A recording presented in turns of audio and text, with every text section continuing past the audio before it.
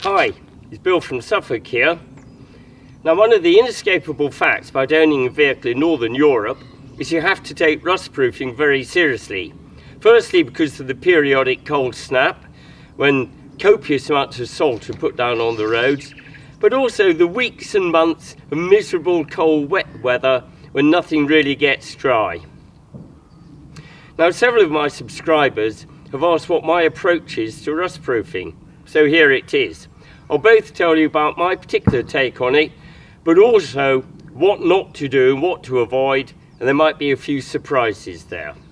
Now, when I say that you need to take rustproofing very seriously, it certainly applies to older Land Rovers, like this old girl here and the old Defender on my left. And if you don't rustproof them correctly, they will corrode and eventually they'll fall apart. However, hearsay evidence from speaking to mechanics who work on all marks is that most Japanese 4x4s actually tend to fare rather worse in this climate. Now, for the sake of good order, I'm going to take the subject in three parts. Firstly, the underneath centre of the vehicle, that is between the chassis rails, and then the perimeter of the vehicle, that is outside the chassis rails, and finally the enclosed spaces. I'm also going to spend more time looking at the very unexciting subject of preparation rather than applying the protective coating. And if you don't get the preparation right, the job isn't going to turn out right at the end of the day. Now, to clean underneath the vehicle in the central portion, I'm afraid to say you've got to get underneath. There's no way around it. There's no free lunch in the world, and if you don't do this, you're not going to have a good outcome. You need to have a good pressure washer with a variety of heads so you can get into all of the nooks and crannies from every which way and every angle. Now, ideally, you've got a good vehicle lift with a wide working area, and if you do that, you can sort of stand back and keep yourself relatively dry. Unfortunately, I've only got the poor man's alternative, which is a vehicle pit in my workshop. I'm going to get absolutely soaked. My least favourite job. Coming to the outside of the vehicle, the mud and the crud all emanate from the wheels. And so your starting point is to go around the vehicle, corner by corner, remove the wheels to clean inside. Don't even think about doing this job without removing the wheels. Now give a good pressure wash all around the wheel arch and the surrounding areas. You can use a straight or better angled lance, say at 45 degrees. And even though it's quite wet there, at least you're not getting soaked as you are when you're working underneath the vehicle. Now repeat the process using a steeply angled lance. Some people use 90-degree heads. I prefer 135 degrees. You will be absolutely amazed at the amount of mud which you're able to remove, which was quite inaccessible using the first lance.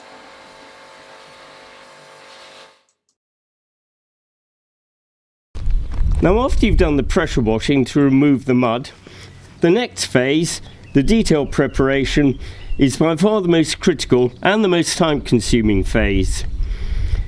Now, clearly, if there's any areas of rust or loose underseal, that's got to be cleaned back to bare metal. But also, I'd suggest that if you've got layer upon layer of caked underseal from before, that needs to come off too.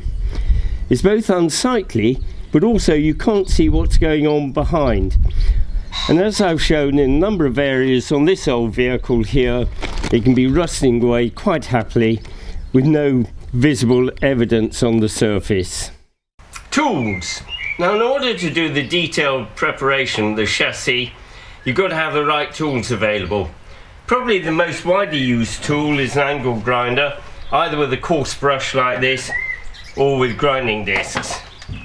And of course there's the usual array of manual tools, wire brushes, scrapers, cold chisels, you name it. They're good, but only up to a point, but for me they don't really cut the mustard. For me, by far the most essential item to have is a compressor. And I also mean a good big one, not a £100 Chinese job bought off the internet, which is going to fail after 20 hours in any case. And if you've got a decent compressor, then this opens up the whole array of air tools. One of the most useful is the air chisel. It will get away any type of rust, even the most tightly adhering, and it's also very good at chiseling away layer upon layer of old underseal. But for me, the star of the show is the needle gun. Again, this will clear away any type of rust. It'll go down to the bare metal, but it won't attack it, unlike the angle grinder. It'll get into all sorts of nooks and crannies, which again you can't do with the angle grinder. And finally, it will leave a nice dimpled surface, which is very good for coating over. Highly recommended. Removal of attachments. Now, when working under the vehicle, be prepared to remove any attachments which you come across. Now, this isn't a subject which is covered in other videos on corrosion protection, is it? The sorts of things I mean, well, bash plates, anti-roll bars, maybe other suspension components, you name it. And there's two reasons for taking them off. Well, firstly, they may require corrosion protection themselves, and far easier to do that in the workshop rather than in situ. But also, they will tend to be masking other areas of the chassis and bodywork which require treatment. But be prepared for the worst. When you uncover hidden areas, you may well find local areas of rust, and these may require repair and or treatment. How to remove stuck items?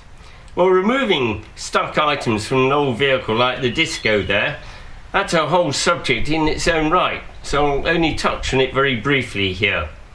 You've obviously got to have the right tools for the job. Good old standby WD-40, a badly stuck nut, breaker bar, very useful, although it's a bit cumbersome and you often can't deploy it. I found a much more practical tool is the air impact wrench, and this is very effective for breaking the bond on seized threads. And in really extreme cases, be prepared to apply a lot of local heat. But if all else fails, I find that swearing is very effective.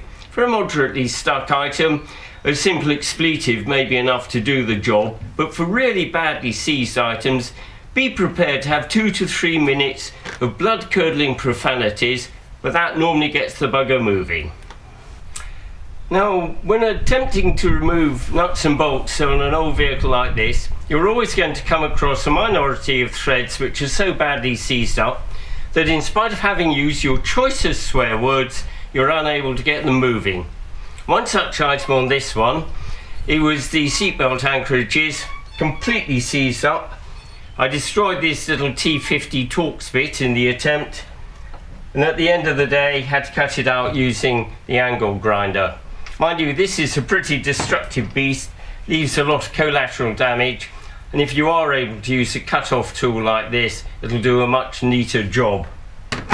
Final option, you can always brute force it, use a cold chisel or an air chisel like this. Now, one situation which really bugs me is when the thread itself under the nut isn't too bad, but it's the protruding thread which has corroded to hell and prevents the nut from coming off. One tip for avoiding this, well, when buying replacements, buy the shortest possible bolts you can till you've only got 1 or 2 protruding threads, and you'll save yourself a whole lot of grief later on. At the end of the day, when disassembling on this Disco, about 80% of the nuts and bolts I attempted I was able to remove, and I had to cut off about 20%. Not too bad for a vehicle which is more than 20 years old.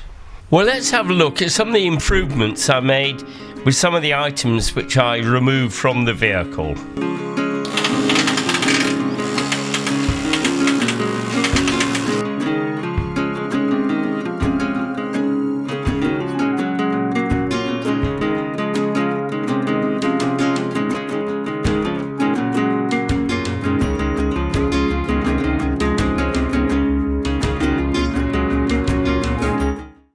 Well, that concludes the section on surface preparation.